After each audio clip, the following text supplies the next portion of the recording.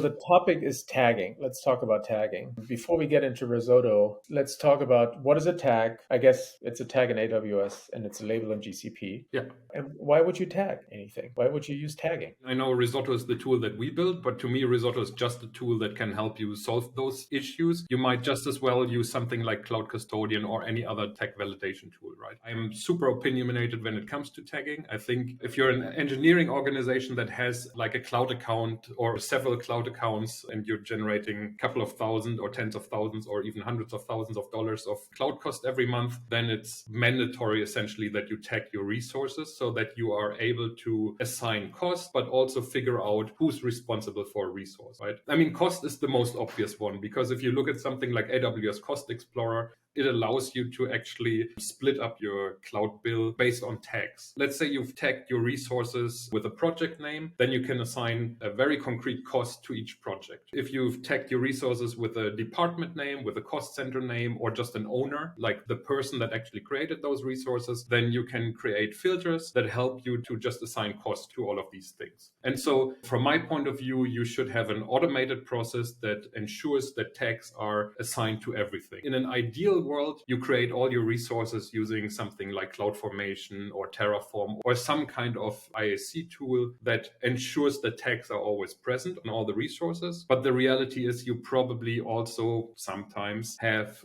people manually spinning up resources using the CLI tools, using the web console, what have you, right? And because people forget to create tags or because tagging can be misconfigured, I strongly believe that you should have a tool like Risotto to perform tag validation, tag cleanup, and tag like general policy enforcement. And even if you use something like CloudFormation or Terraform, then like what I've seen a bunch is that let's say you have a policy that says everything must be tagged with an owner. Then some people have typos, some people have a capital O instead of a small letter O, and so on, right? It's just valuable to have a tool in the background that just looks at these things and very early on tells you if something is not properly tagged. And then ideally automatically corrects it or just sends you a notification on Slack or Discord or email, whatever.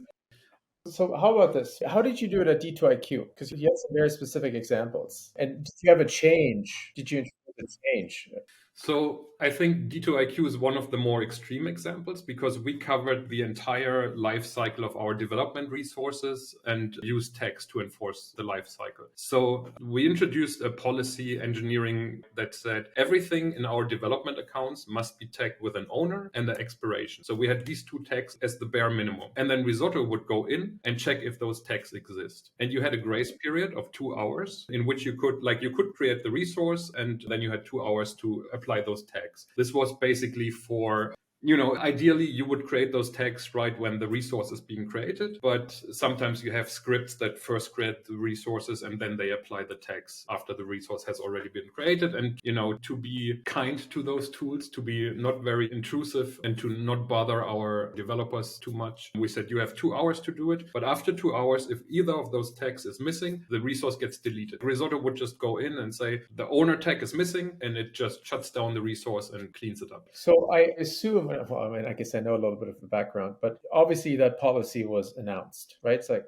some sort of email stand up, right? Mhm. Okay. What happened when you announced that policy? What did people say? Initially, people weren't thrilled. I mean, what engineer is sitting there and like, oh, great, now I have to add these two tags. And if I forget it, then my stuff gets deleted, right? Nobody's excited about that. And obviously, that needs a lot of backing. We had the backing from our VP of engineering and the executive team to introduce these policies because we just had a cloud cost issue. And this was one of the ways we drove down the cloud cost. Right. Okay. So let's go back to that initial issue. Like, why tagging? We started about billing and everything, but the problem specific you were trying to solve was a cloud cost problem, right? Yeah. And we're talking like 800K a month cloud cost. Not 560K per month. 560K, substantial, right? More than 6 million a year. The knee-jerk reaction would have been like, oh, dig in, somebody help us, reuse the cost. But that didn't work quite well. And so then you came up with this tagging policy. Mm-hmm. And the tagging policy gave you visibility into like who's doing what, really. right? Yeah. So the life cycle thing came later. The first policy was everything needs to be tagged with an owner. Because what did we do previously, right? We had an external system that was using SAML. So we were using OneLogin to authenticate all of our users. And then we had a SAML2 connection from AWS to OneLogin. And so when a federated user logged in and created a resource, the only way to figure out who created a resource, like whenever there was an issue, like let's say we found a couple of thousand of EBS volumes and we didn't know who created them, then we had to go into the audit logs and see, like, search backwards who was the creator of these resources. And it was a whole involved process, right? And just by adding an owner tag, we would know that and that user within the engineering organization. And at that point, we were like 200 engineers or so. This engineer was the one who created it. And then obviously, if you have it right on the resource that is problematic or that you want to know more about, you can go to that engineer and ask them, why did you create this? What's the purpose? Right. And so how did, after you introduced that new policy, right, or I guess it's two policies, what, like you need to have a name, your resource needs to have a name. And by name, what do you mean? Like me, Lars, as an owner, or Yep. some sort of business unit? Okay. No, just the person. Right. And so, and an expiry date, right? Expiration. Right. And the reason why we didn't enforce any more information was because we had a whole bunch of like 40 something AWS sub accounts, and each sub account already was assigned to a specific team or a specific project, right? So there was no point in tagging the resource with the project if we already knew, oh, it's in this account with that account ID and that account belongs to the following project. Okay. So you already had a pretty mature account structure and account, multi-account setup. Okay. Which gave you visibility into project-based use. Okay. Right. The next question is, you introduced this new policy. We talked about how people weren't thrilled, right? Very mundane or like very simple question. What tool did people now use to tag their resources? How would they do that? Oh, just Terraform. Like, so I would say about 80-90% of the infrastructure that we set up at D2IQ was already using Terraform, and the rest was just homegrown scripts or stuff that years ago somebody wrote and it would spin up those clusters or resources. And so we just had to modify the Terraform templates. Got it. And the Terraform template would then automatically tag every resource. Yeah, Right. Got it. Okay. And then you talked about spelling errors and stuff like that. Could I just say, like, well, I'm just going to put in Jack or Jane? So we never built tooling around malicious users. So sure, if engineer Lars goes in and wants to maliciously put in Jack as the owner, then okay, but we're going to figure it out. All that means to the SRE team is at that point, okay, we have to go in like we did previously and go through the tedious process of looking into the audit logs and who actually created that resource. And then it's probably not going to be a fun time for you or us if you're the jokester that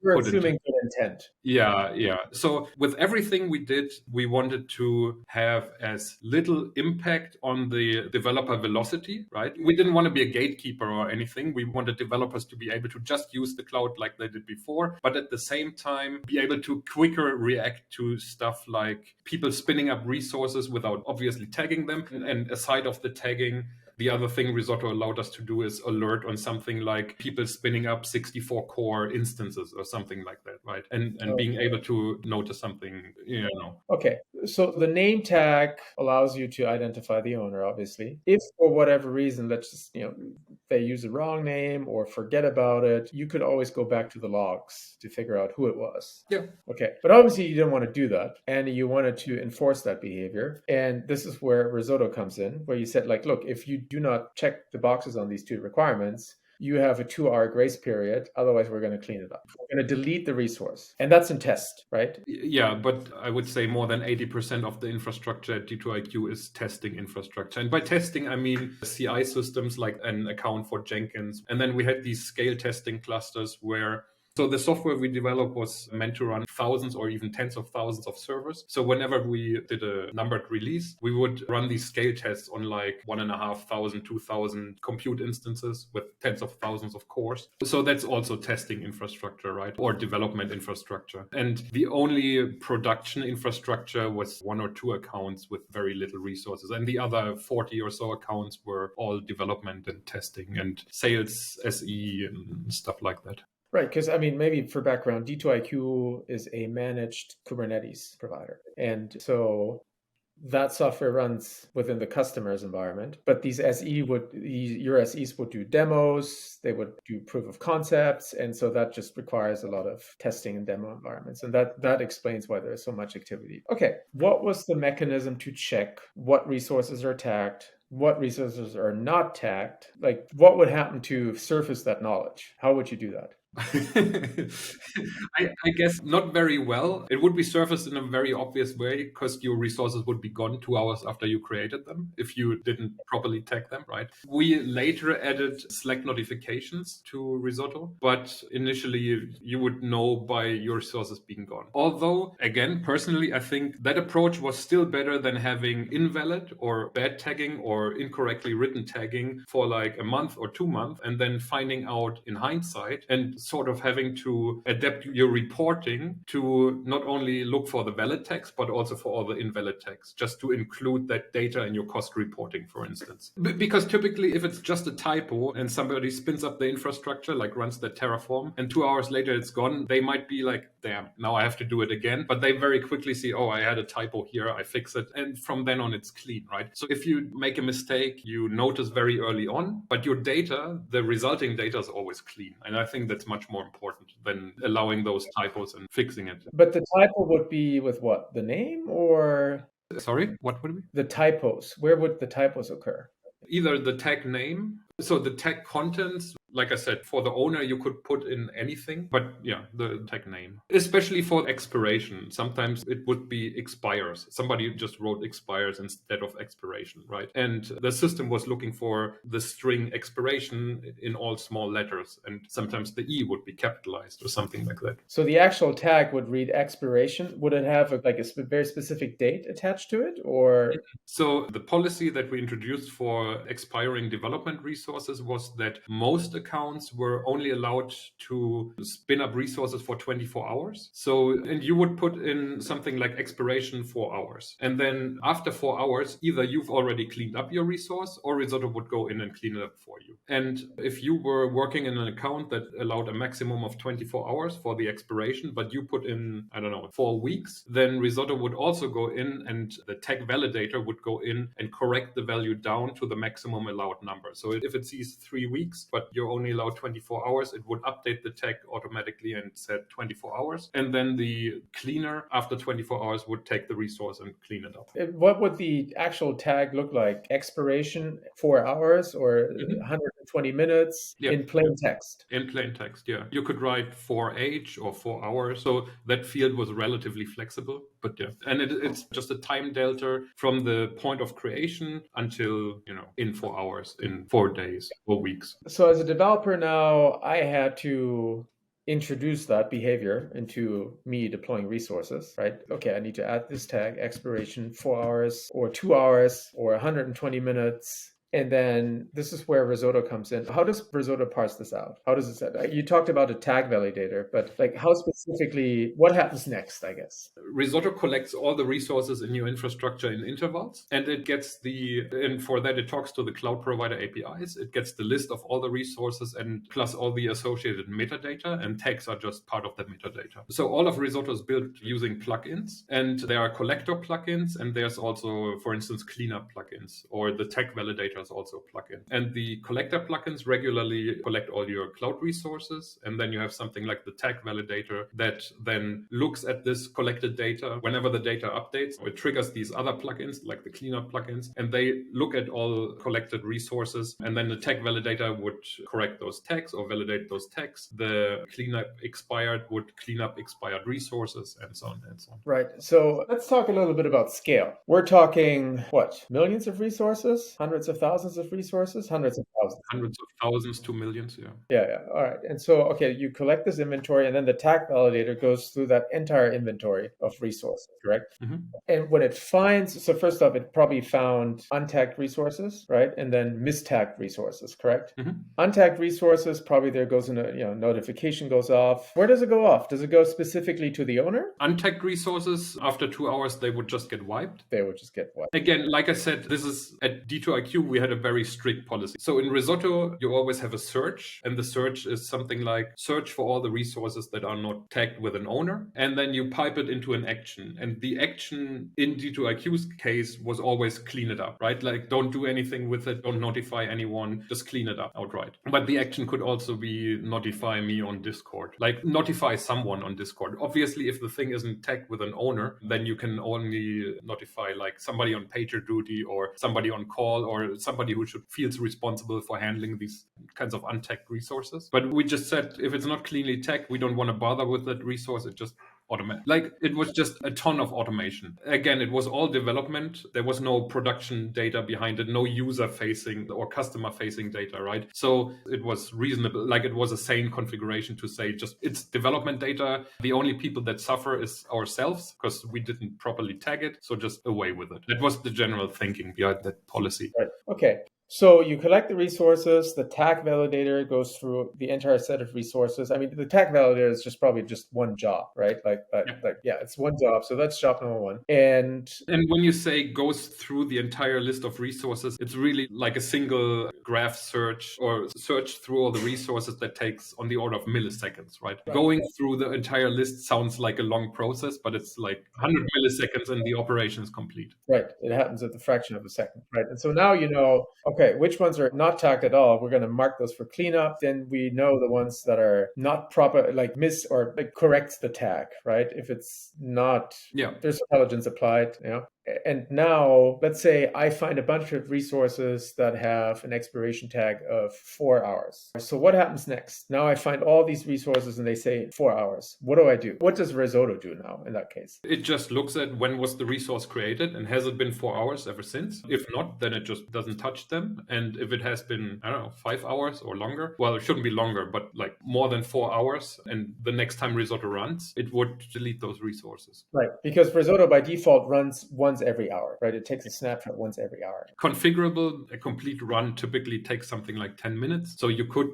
collect every 10 minutes or so, but by default, once an hour is a good enough resolution we found. We're not talking about real-time production monitoring. We're talking about infrastructure intelligence, right? So it's taking a snapshot and then analyzing that data and then applying my rules. Okay, but the interesting thing is now I took the snapshot of my infrastructure, I validate all the tags. If a tag, if I met the expiration date, now Risotto goes back into the actual infrastructure and deletes that resource. Mm-hmm. Correct? Yeah. So it's really the process of like, okay, I take a snapshot, I analyze the snapshot. If the criteria of that rule apply, like, okay, it should expire after 4 hours, I go back into the actual infrastructure and where I now apply the update. And in this case, the update is a delete action. I clean up the actual resource, correct? Mm-hmm. Yeah. Okay. So that's really the workflow, right? Like you introduce this policy. The policy being you need to have every resource needs to have a name. Every resource needs to have an expiration time or date. The max allowed was 24 hours, right? So you could pick anything between... Some accounts like customer demo accounts had something like 72 hours. Right. Okay. But anything in between you could pick and then Risotto would just run and clean this stuff up on a recurring basis. Yeah. Right. So initially we said that Risotto is just a fail-safe, right? If you spin resources up, you're still responsible for tearing them down. And I mean, generally, if you spin it up using Terraform, you have your state file, you can just use Terraform to tear it down, like no problem. But what we found over time is that even if you use something like Terraform, you have to store the state file in a central location. And sometimes, either you use Terraform Enterprise, then obviously they store it server-side for you, or you use standard open source Terraform, then you have to take care of all your state files, right? And then you can either create a process around those state files, like you could build your own web front end and build something in front of Terraform that then stores them on S3 or some central storage location. Or if you just have individual engineers that are prototyping and that just want to quickly spin up infrastructure and tear it back down, then chances are some state files are going to lay on the laptop of the engineer that spun up the test infrastructure. And so they would still have to think about spinning that infrastructure back down or tearing it down. And so what we found is, even though we initially only planned to use it as a fail-safe, engineers, after a couple of weeks, quickly realized that Risotto is actually doing a very reliable job of tearing down those resources, and they just didn't bother running Terraform for teardown anymore. So they used it to spin up the infrastructure and then basically discard the state file because the infrastructure was there, and they knew you in 24 hours, Risotto is going to come in and just garbage collect all their stuff. They wouldn't have to worry about it anymore. Right. So the objection to following the process or introducing a process, I guess it's shift left, right? Because you put the responsibility into the developer's hands now. The objection would be, oh, I use Terraform, and if I use Terraform, what is it, destroy, then it should just automatically clean up everything I've built. That would be the objection, right? But then you found that requires like either Terraform Enterprise, a central state file, but that also doesn't always work because some people may run it locally, may do something locally. And the other thing is that I guess CI/CD pipelines can fail, right? And they leave behind orphaned resources. Sure. I mean, this is not as big a problem as it might have sounded. Like, if you're already using Terraform to spin up your infrastructure and you don't have a tool like Risotto, you already have a process to tear it down. Right. But the reality is CI systems are a good example. There can always be drift, right? Like you use maybe Jenkins to spin up some test resources using Terraform, and even CloudFormation can fail in between, like creation failed. And then your infrastructure is in a half created state. And for whatever reason, Terraform could have been killed. The Cloud API wasn't available intermittently. There's lots of reasons why something only gets half created and then not torn down entirely. And for those cases, it's just nice to have a failsafe, to have peace of mind and just know it doesn't matter, because even if it wasn't created completely, there is something in the background that's going to clean it up after me. Right. So it's a safety net. And I mean, I guess you could argue, yeah, it's not that much of a big deal. Eventually, we're going to clean this up if something falls. It's like it adds up, right? Yeah. So, I mean, most people probably think of cost first. You know, it could be expensive if you don't clean it up. But the reality is, nobody's going to spin up some 32 core M whatever X large instances and forget about them, because they're going to show up on the cloud bill very quickly. Right. If you spend a couple thousand per month on a single, like those expensive resources, you typically don't forget about. So we found hundreds of thousands of unused EBS volumes, for instance, and each individual volume only costs a couple cents or a couple dollars per month. But if you have a lot of them, then that can add up. Real quick, in the context of Risotto, what's a resource? Anything that you can create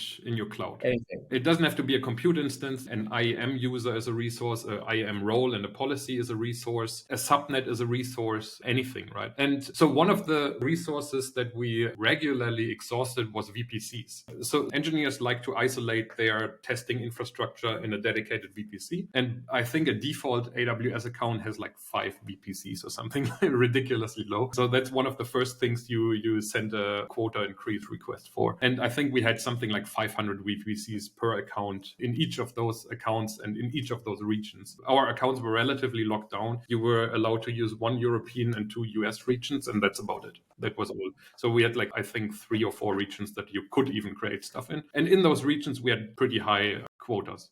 But even though we had something like 500 VPCs, we would regularly hit that limit. And then at 500 VPCs, it's sort of ridiculous. I mean, of course, you can ask for an increase to 5,000, I guess. I don't know. But chances are you don't really need 500 VPCs. And so pre-Risotto, we would go in and manually go through the list of VPCs and then, okay, we don't need this one anymore, this one anymore, this one anymore. And then look at, okay, what kind of resources are in those subnets? Do we still need them? And remove those and then remove the VPC. Always a very tedious manual task. What's neat about Risotto is because we have the graph there, we can just say in this VPC, show me everything, like show me all the descendants. So what are descendants? Descendants are children of a resource and their children and children and so on. So basically you go from one node in the graph all the way down to all the leaves underneath that, like all the outbound connections. So then either you can say, I don't need any of this stuff. So you select the VPC and all its descendants and you pipe it into the clean action. And then during the next cleanup run, they will all get cleaned up. And because we have different kinds of edges in our graph, so we have delete edges and we have logical edges.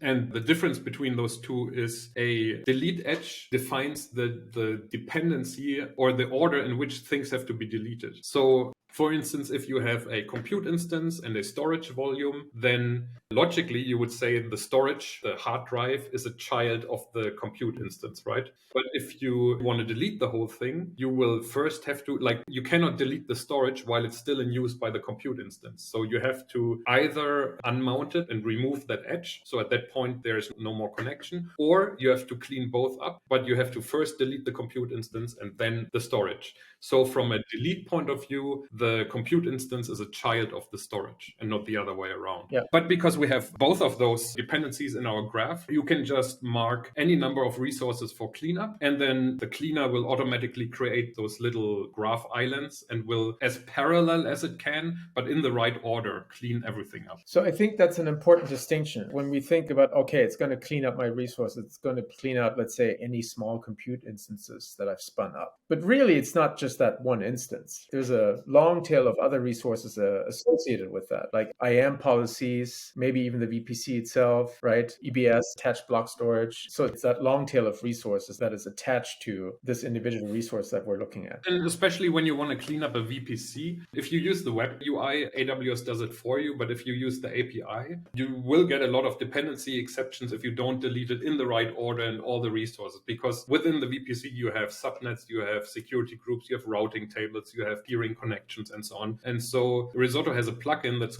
literally called Cleanup AWS VPCs. And what it does is it's just a helper plugin. Basically, if you mark a VPC for cleanup, then we assume that you also want all the dependent networking resources, right? So we don't go in and delete compute instances in that VPC unless you explicitly mark those for cleanup. But let's say you have an empty VPC with just the VPC and all the networking stuff. When you mark the VPC for cleanup and you turn on that plugin, we automatically go in and mark all the dependent resources as well. Right. So that you have a 100% success chance of actually cleaning up and deleting that VPC. Right. Okay. So, I mean, we covered lots of ground here, starting with tagging. Maybe real quick, what is the price of some of these resources, like an IAM policy or an IP address? What are we talking about? Pennies? If an IP address is attached to a compute instance, it costs nothing. If it's not attached, it costs something, like on the order of single dollars per month, I think, or like very little. It's not super expensive. So with those resources, the issue is not so much cost. It's more that you run into quota limits.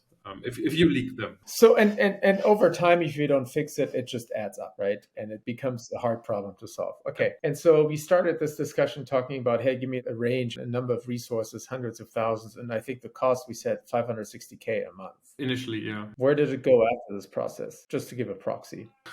So the number we ended up with is like 120K per month after 6 months of using Risotto. It went down month over month, right? We started with a very low hanging fruit. So like I mentioned earlier, unused EBS volumes, right? Risotto does a very neat thing for EBS volumes. Like I mentioned, it collects all the data from the AWS API, but in addition, it also goes into AWS CloudWatch time series data and then looks at when was the point in time when there was the last write request and the last read request on that storage volume. And we just take that timestamp and sort of like the Linux or Unix file system inode, we have a C time, like creation time, M time for modification time, and A time for access time. And we fill those out and then also derive synthetic properties from those, namely age, last update, and last access. And those are the time delta again, right? And with those, you can say, give me all the EBS volumes that are older than 3 months and did not have any write IO in the last 7 days and are not currently mounted by any instance. And with that simple search, you very surely get storage that can very likely be deleted because it's not in use, like nobody accessed it in the last week or so. And if you find that in a development account, you can probably clean it up. And those were like the low hanging fruits, right? And we found lots of them, and just deleting those was like 30K of the cloud bill, right? And then we look for the next resource. So that's what's nice in Risotto. Just using the search, you can look for those, like especially using aggregations, you can look for those problematic resources. Just show me the accounts that have a lot of high CPU count instances in them, right? And then if it shows you an account that's making use of a lot of those 8 core or more instances, then you can go in and look at like what's their utilization and determine, do you really need those 8 cores, or are you on average only using 1 or 2 of those 8? And then clean those up or scale them down, like tell the owner to maybe switch to a different instance type. Because again, this is not done maliciously. The engineer that originally created those resources probably thought, just to be sure, I'm going to use those large instance types. Then I know for sure my application is going to run. But then later on, never went in again and checked the CloudWatch metrics to see, what actually is my average CPU on this instance. Yeah. Okay, so but the process of going from 560 to 120K happened over 6 months. But the reason for that is that Risotto was in its early stages. And so we developed more and more insights. And now today, this would be. I mean, obviously, that's like we developed Risotto during that time, but also it takes time to, again, it was an engineering organization of like 200 engineers, and it takes time for everybody to, initially when we had those new policies, we would run them in dry run mode just to see what happens. Has everybody updated their code? Again, we didn't want to be gatekeepers or intrusive to the day-to-day work of those engineers. You can announce a new policy for 6 months in a row, and then at the day when you actually turn it on, like switch it on from dry run to actually cleaning up, you better have a support channel for everybody. I guess what I'm saying is we could compress these 6 months to more like 6 weeks at this point. Yeah, it depends on how ambitious you are and how. Just say yes. How much backing you get from the executive team, I guess. Yeah. Okay. So in summary, I mean, we covered this whole tagging thing, but really it is, hey, number one, you have to recognize that you have a problem, right? You define the problem. Yeah. Like in these two cases, the key problems we had was like, look, our cloud bill is exploding and we're running into quota limits. That was sort of the original two triggers in this case, right? Yeah. The original trigger was the cloud bill was growing at a higher percentage than the headcount in the engineering department. And that's at the end, like the long tail of the problem, right? If your CFO tells you, hey, I think you guys have an engineering problem, then that's the wrong person to to point it out, right? Right. And then you introduce policies that give visibility to the problem. And Risotto is a tool that can put those policies into place, but also enforce them, right? And in this case, the extreme enforcement was we're going to clean it up. We're going to delete the resource. Yeah. And that obviously introduces a change in behavior. Like it's a strong incentive to behave the way you should be behaving, because otherwise you're going to end up without resources. You can't do your job. Yeah. And the impact of that was a cloud bill that went from 560 to 120K for the company. Over 6 months. Yeah, which is like... Stayed there. Yeah. So Risotto helped in that process. It cleaned up a whole lot of junk, but that only drove the bill down to like 250K. That was all Risotto's like low-hanging fruits. But then to go from 250 to 120, like those policies, a lot of work in the engineering organization. We introduced a Friday evening wipe. We haven't talked about that yet. So what that does is every Friday evening at 10 p.m., every resource that was created before 10 p.m. gets shut down in those development accounts. And then Monday morning, you can spin it back up if you still need it. And I mean, in cloud, it's very easy to have a lot of waste, right? To have a lot of idle resources, and they all add up the more people you have. And then somebody has sales demo cluster that they need on a Thursday or on a Friday, and they know they also need it on the Monday, and then they just let it run over the weekend, even though it's just burning a couple $1,000 doing nothing. At the same time, those policies also force you to build your infrastructure in a very automated and repeatable way, right? So if you know your stuff gets shut down on Friday evening, but you need it again on Monday morning, you probably have like a Terraform or some script or some automated way of spinning it back up. Even the most hardcore engineer who really loves his web console is probably not gonna recreate their infrastructure like using the mouse and clicking through the console. And so that's another thing, like you get everybody to really automate all that infrastructure work. So it actually introduced some positive changes in terms of more automation, more discipline, which introduced more engineering velocity. Interesting. Yeah. Covered a lot of ground. Super interesting. I think we should write this down as an action plan for users of Risotto. Like, here's the stuff you can do. Your 30-day plan for Risotto. Awesome.